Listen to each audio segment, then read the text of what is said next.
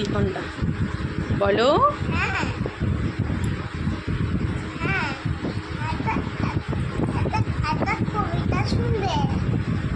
শুনবো, বলো।